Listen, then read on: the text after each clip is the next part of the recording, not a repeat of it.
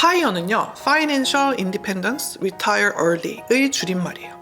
쉽게 말해서 빨리 돈 벌고 빨리 은퇴해서 자유롭게 살겠다는 건데요. 제가 진료실에서 자주 듣는 얘기가 있어요. 원장님, 전 게을러요. 일에 열정이 없어요. 즐겁지 않아요.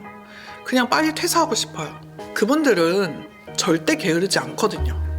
단지 지금 하는 일이 너무 의미가 없고 사람들과의 관계도 지치고 앞으로 이걸 30년 더 한다고 생각을 하니까 이게 진저리가 나는 거예요. 그럴 땐 이렇게 말씀을 드려요. 지금 당신이 그만하고 싶은 건 일이 아니라 무의미합니다. 안녕하세요. 마음을 밝히는 언니 정신과 의사 유혜진입니다. 최근 일본에서 절대 퇴사맨이란 아이디로 유명해진 40대 회사원이 큰 화제가 됐는데요. 이분이 무려 20년 동안 극단적인 절약으로 약 9,300만 엔, 우리 돈으로 무려 8억 넘게 모았다고 하세요. 그분의 유일한 목표는 바로 회사를 때려치우고 자유롭게 사는 거였는데요. 근데 그 목표를 위해서 어떻게 살았냐면 정말 상상 초월입니다. 이 절대 퇴사맨의 저녁 밥상 사진이 한때 화제가 됐었는데요. 즉석밥에 매실장아찌 하나, 편의점 계란말이 하나, 요게 전부였어요. 심지어 그 계란조차도 사치품이라고 아껴 먹었다고 하세요. 정말 극도로 아끼고 또 아끼고 하면서 살아온 거죠. 그렇게 정말 악착같이 모은 돈으로 조기 은퇴에 성공은 했지만 현실은 생각과 많이 달랐다고 합니다. 최근에 또 엔화 가치가 떨어지면서 열심히 모은 돈의 실질적 가치가 크게 줄어들었고요.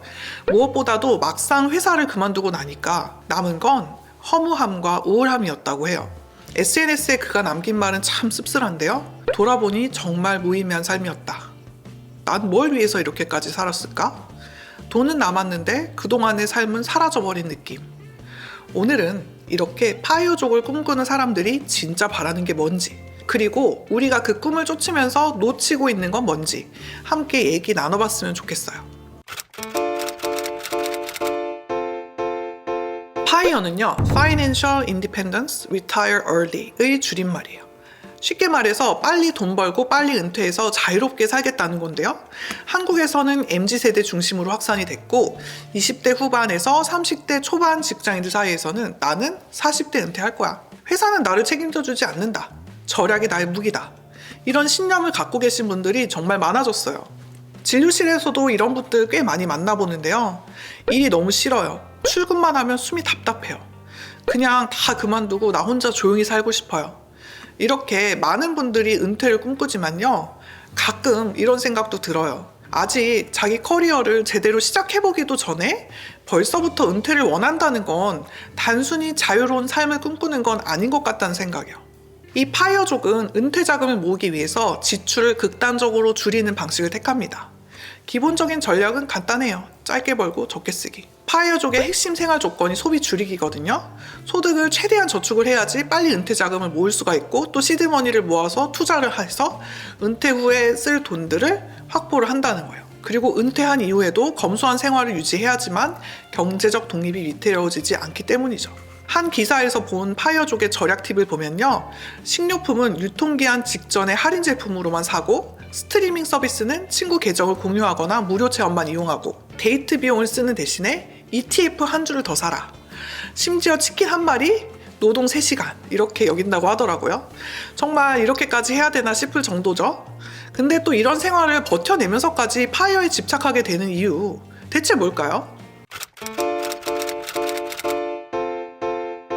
정신과적으로 보면요. 파이어족의 심리에는 자율성과 통제 욕구, 그리고 근본적인 불안이 함께 얽혀 있어요.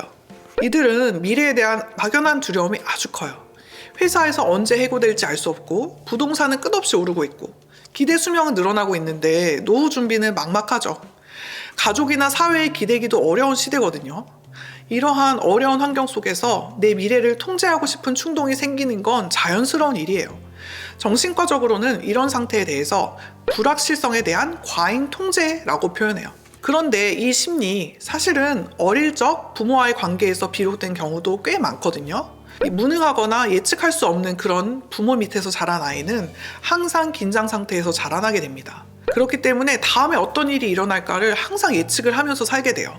결과적으로 부모가 아이에게 안전한 세계를 보여주지 못하니까 아이는 자연스럽게 이런 생존 전략을 갖게 되는 거죠. 아무도 나의 인생을 책임져 주지 않아.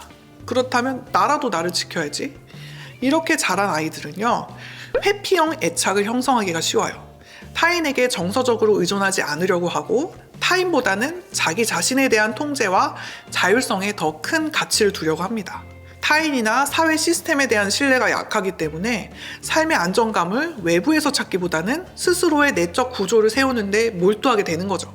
그래서 파이어족 일부는 단순히 은퇴를 준비하는 게 아니라 세상과 나 사이에 방어막을 세우려는 심리, 아무도 내 인생을 책임져 주지 않는다는 깊은 확신에서 비롯된 생존의 방식일 수도 있다는 생각을 했어요. 하지만 여러분, 아이러니하게도 확실한 답을 찾으려 할수록 사람은 더 불안해지거든요. 사실 모든 것에 100% 확률이라는 건 있을 수가 없는 거잖아요. 특히 미래에 대해서는 더 그렇죠.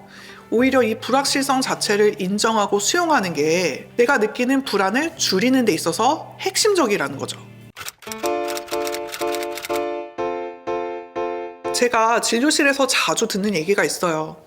원장님, 전 게을러요. 일에 열정이 없어요. 즐겁지 않아요. 그냥 빨리 퇴사하고 싶어요.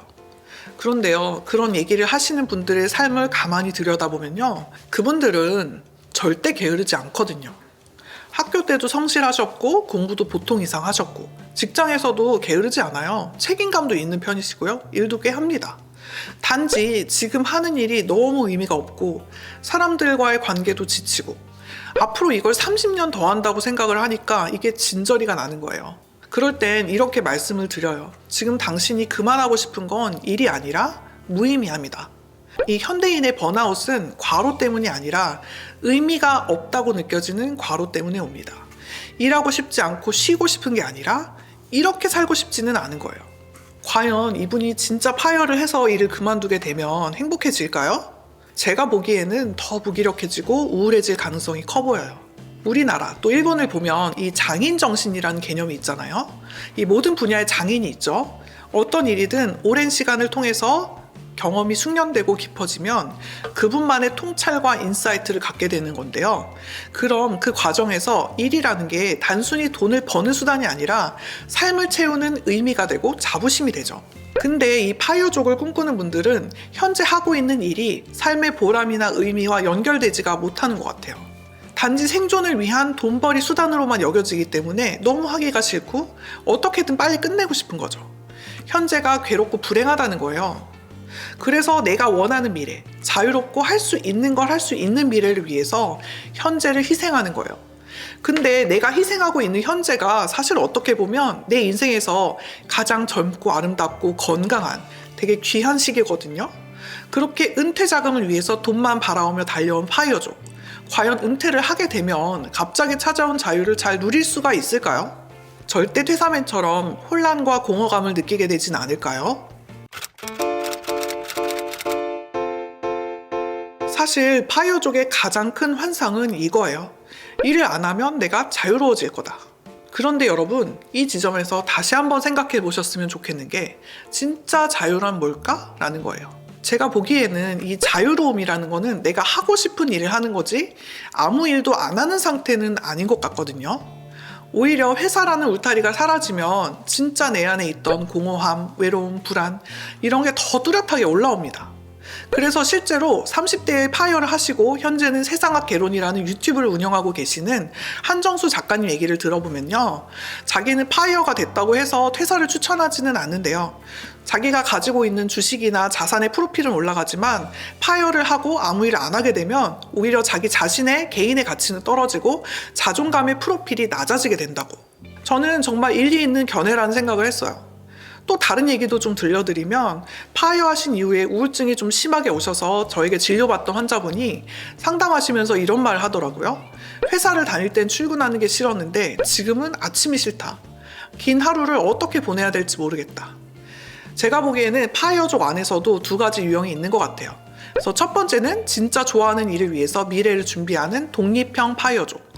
두 번째는 불안과 스트레스에서 도망치는 회피형 파이어족. 문제는 후자겠죠? 생각보다 이 경우가 굉장히 많아요. 이 경우엔 은퇴를 한 다음에 오히려 무기력, 공허함에 빠지기가 쉽겠죠.